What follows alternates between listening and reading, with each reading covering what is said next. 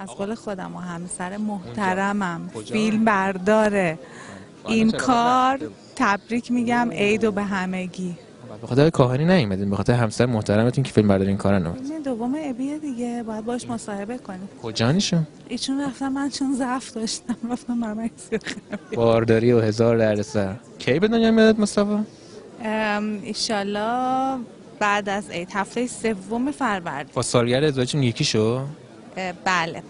مبارک بشه. مرسی. ایشالله شیرینی هم میدیم به بچه تیوی پلس؟ بیاین بیمارستان دیدن ما، گل بیاریم برای بچه‌مون. اشرفی هستن، خانم خلیلی، یه زوج خوشبخت می‌بینیم. من دوست داشتم. چرا توقیف شده بود؟ فکر میکنم البته خیلی چیزام که پلانای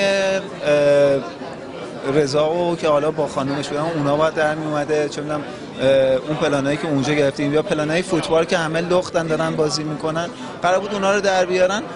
اگه قرار بود این اتفاق بیفته تایم فیلم خیلی کم میشد، اصلا کلا معنیش عوض میشه، کلا بی معنی میشه. این بود که فکر میکنم به خاطر این موارد بود که نخواستن تو جشنواره بشه. خانم شما فارغ از این که همسرتون فیلم بردار این فیلم بودن، فیلمو دوست داشتین؟ خیلی خوب، فیلم متفاوتی بود نسبت به کارهای آقای کاهنی، ولی خب چون همسر من فیلم بردار بودن من بیشتر دوست داشتم.